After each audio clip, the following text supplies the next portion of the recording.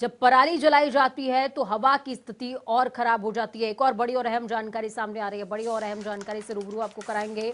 गुरुग्राम से आई ये बड़ी खबर, साइबर सिटी की हवा भी खराब है।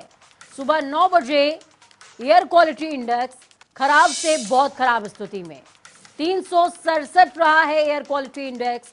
साइबर सिटी गुरुग्राम का हाल है, ये समझ लीजिए। कई इलाकों में तो 400 का आंकड़ा पार हो चुका है। बीते 10 दिनों में प्रदूषण का स्तर बढ़ता जा रहा है। और जब हरियाणा की बात हो रही है तो ये भी समझ लीजिए कि कुछ दिनों पहले हरियाणा में यमुनानगर को सबसे ज्यादा पॉल्यूटेड हवा के लिए रिकॉर्ड उसमें दर्ज किया गया था। अब गुरुग्राम की खबर सामने आ रही है, जहां पर 367 आंकड़ा दर्ज हुआ और कई इलाकों में तो यह आंकड़ा 400 के पार है।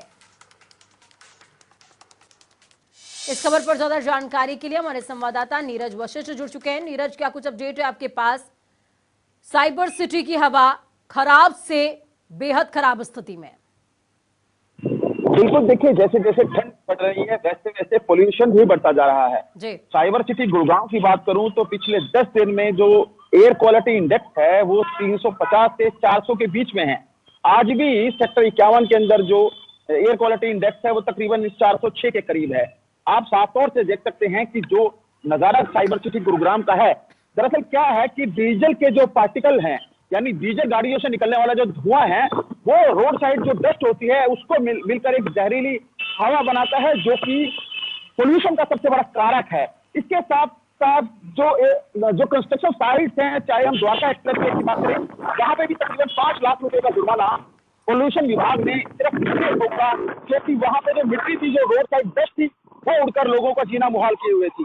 तमाम जो इंतजाम थे, चाहे कृत्रिम बारिश की बात करें, पेड़ों के ऊपर जो है वो दमकल विभाग के द्वारा जो बरसात की जा रही कृत्रिम तरीके से, उसकी बात करें, वो नाकाफी साबित होते जा रहे हैं। और लगातार साइबर सिटी की जो हवा है, आबो हवा है, वो जहरीली होती जा रही है। दिवाली से पहले का ये हाल है, दिवाली के बाद किस तरह का सूरत हाल होगा यह जरूर विचारणीय है कि किस तरह के इंतजाम, चाहे प्रदेश सरकार की बात करें या फिर जिला प्रशासन की बात करें।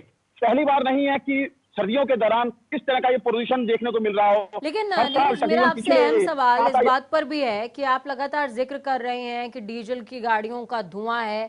गाड़ियां पहले भी चल रही थी, उसी मात्रा में चल रही थी, लेकिन ऐसा क्या हो जाता है शहर की आबो हवा को कि मौसम करवट बदलते ही इस तरीके के हालात बनने लगते हैं?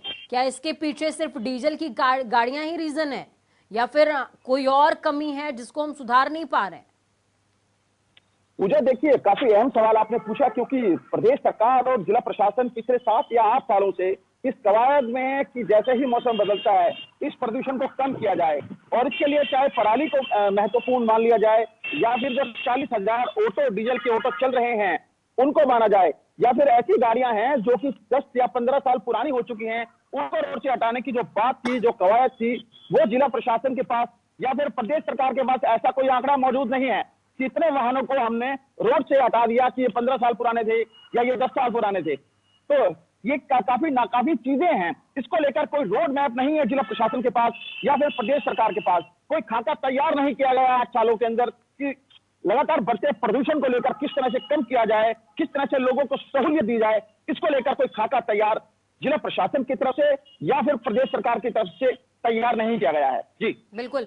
नीरज, जो एक अहम सवाल मैं आपसे ये भी पूछना चाहूंगी कि गुरुग्राम की जब हम बात करते हैं तो थोड़ा सा मिला जुला माहौल है गुरुग्राम का, तो आसपास के जो गांव लगते हैं क्या वहां पर भी अभी, क्योंकि आपने पराली का जिक्र किया था, पराली एक अहम सवाल है और हरियाणा सरकार इस बात का दावा करती है कि पराली को वो अब खरीद रही है और उसका निस्तारण भी बहुत बेहतर तरीके से हो रहा है, तो क्या आसपास के गांवों में इस तरीके का माहौल नजर आ रहा है? किसानों की पराली खरीदी जा रही है या फिर पराली जलाने का सिलसिला लगातार जारी है? देखो, साइबर सिटी के 100 किलोमीटर के अंदर कोई भी ऐसा गांव नहीं है जहां पे धान की रोपाई होती हो, तो पराली जलाने का यहाँ पे कोई भी औचित्य नहीं है। लेकिन जरूर जो कंस्ट्रक्शन है, दिल्ली एनसीआर के पास जो कंस्ट्रक्शन है या फिर गुरुग्राम के अंदर जो कंस्ट्रक्शन हो रही है, बहुत सारी ऐसी योजनाएं हैं जो कि अंडरपास की हैं या फिर द्वारका एक्सप्रेस की हैं या फिर सोना रोड की हैं। इस इलाके के अंदर जो मिट्टी के पार्टिकल हैं वो कहीं ना कहीं लोगों का जीना मुहाल किए हुए हैं। उनको बार बार ये चेताया जाता है कि वहां पे लगातार छिड़काव किया जाए जिससे कि मिट्टी जो है वो काफी बारीक होकर ना उड़े।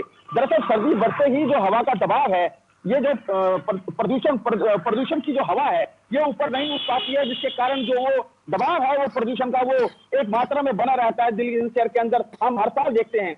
लेकिन इसको लेकर जो तैयारियां जिला प्रशासन के तौर पर या फिर प्रदेश सरकार के तौर पर पिछले 8 सालों में की गई हैं या फिर की जा रही हैं, कोई रोड मैप तैयार जरूर करना होगा लॉन्ग टर्म के लिए कि जो लगातार हर साल लोगों को ये प्रदूषण परेशान करता है, इसके ऊपर रोक लगाई और जाती है। बिल्कुल जी। नीरज, सिर्फ इसी मौसम के लिए तैयारी नहीं करनी होगी, क्योंकि खराब गाड़ियों का आपने जिक्र किया है, कंस्ट्रक्शन वर्क का जिक्र किया है, कंडम हो चुकी गाड़ियों का जिक्र किया है।